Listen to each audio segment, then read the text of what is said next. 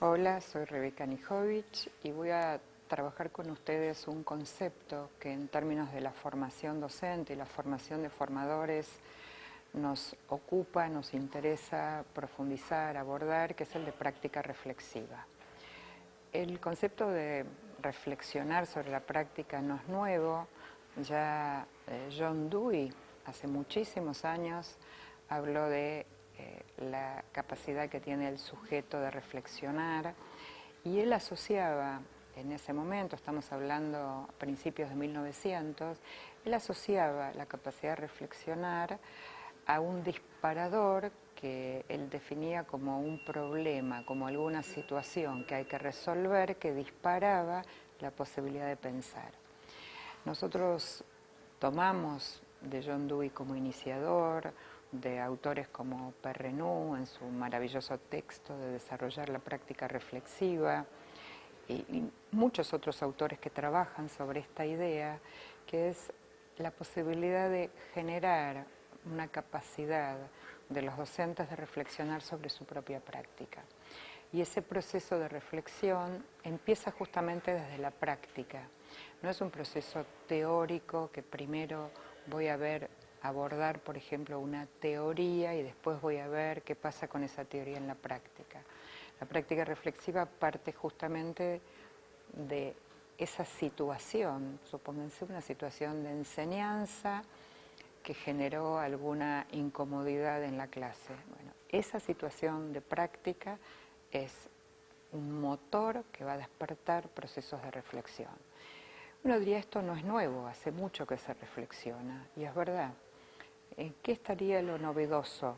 En que queremos que esa práctica reflexiva se torne sistemática, que sea una habilidad, una capacidad que un docente aprenda en su proceso de formación y que se la pueda llevar consigo puesta y la pueda utilizar cuando ejerza la docencia. Y esa capacidad de pensar sistemáticamente, no solamente cuando algo no me salió bien en la clase, que sería lo más común, ¿no? Un docente tuvo una clase que no le fue buena o que piensa que no le salió bien, entonces se pone a pensar sobre la clase. La idea es que esta práctica sistemática de la reflexión sea un modo habitual que yo aborde en mis clases o al finalizar mis clases, no porque necesariamente haya salido mal, ¿no?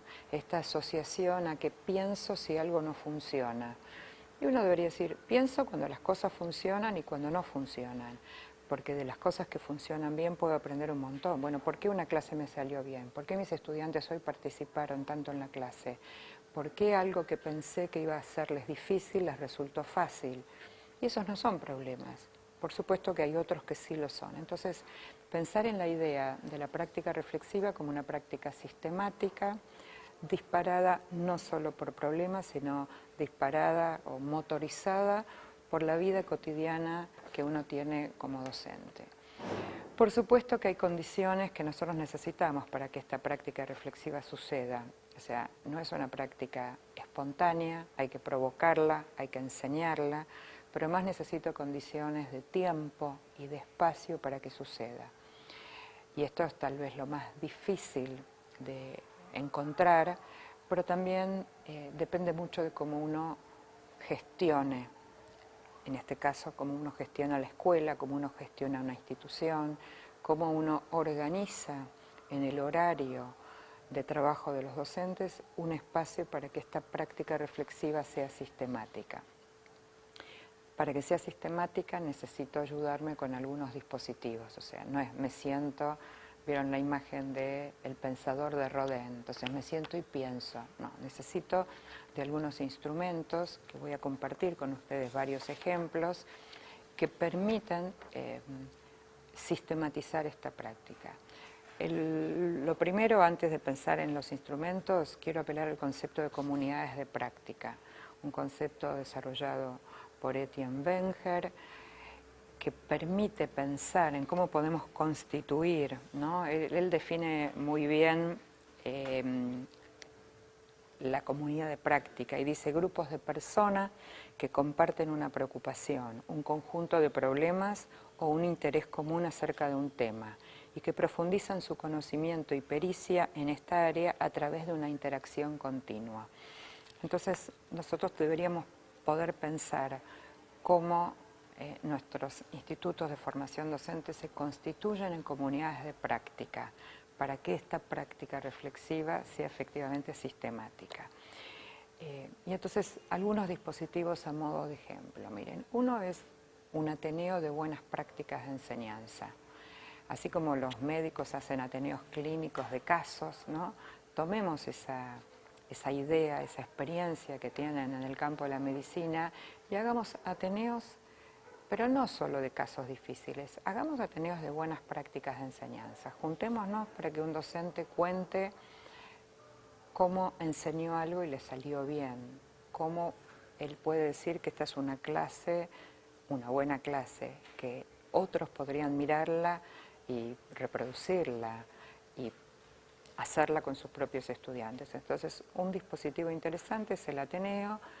Obviamente la frecuencia la define en la institución, pero lo importante es que sea sistemático, que rotativamente los docentes puedan presentar distintas prácticas. Otro ejemplo de encuentros dentro del concepto de comunidades de práctica es juntarse para intercambiar experiencias. No estamos hablando acá de mejores prácticas, acá estamos hablando de intercambio de experiencia. Entonces, podemos juntar a todos los docentes de un departamento de biología y pedirle que cada uno cuente una experiencia de enseñanza de biología, y los criterios pueden ser que le haya salido bien, que le haya salido mal, que la tenga que revisar, que la quiera volver a repetir pero cambiando o los contenidos o los recursos o las estrategias de enseñanza.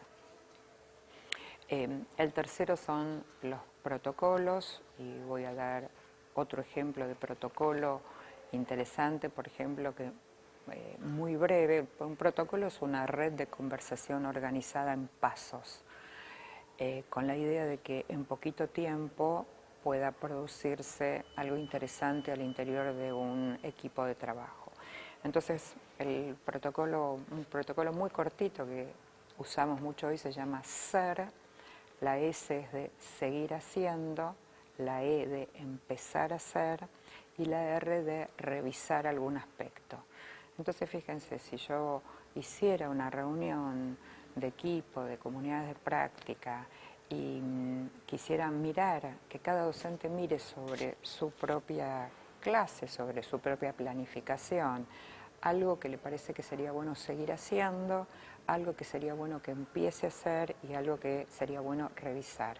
Obviamente esto se puede hacer entre pares, no solamente autorreferencial, y digo, es algo breve, cortito, que permitiría en poco tiempo tener una conversación que permita llegar a algunas conclusiones. Quienes diseñaron la idea de protocolos, la diseñaron porque dicen que los docentes necesitamos muchas horas de reunión, necesitamos mucho tiempo de conversación y muchas veces no lo tenemos. Entonces el protocolo permitiría esta conversación de alguna manera acotada por una secuencia de frases o de ideas que me permitirían a mí en una institución lograr esta conversación. La última idea que quiero compartir, que nos parece que contribuye a la práctica reflexiva, es todo lo que tiene que ver con observación entre pares.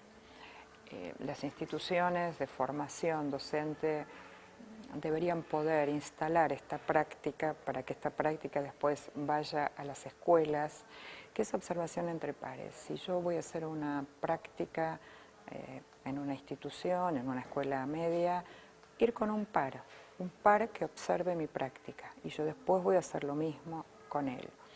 Hay mucha investigación mostrando el valor de la retroalimentación entre pares. Esto hecho con niños desde el jardín de infantes hasta la universidad.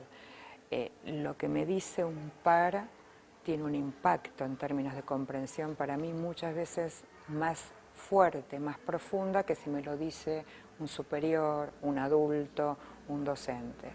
Es una práctica poco promovida.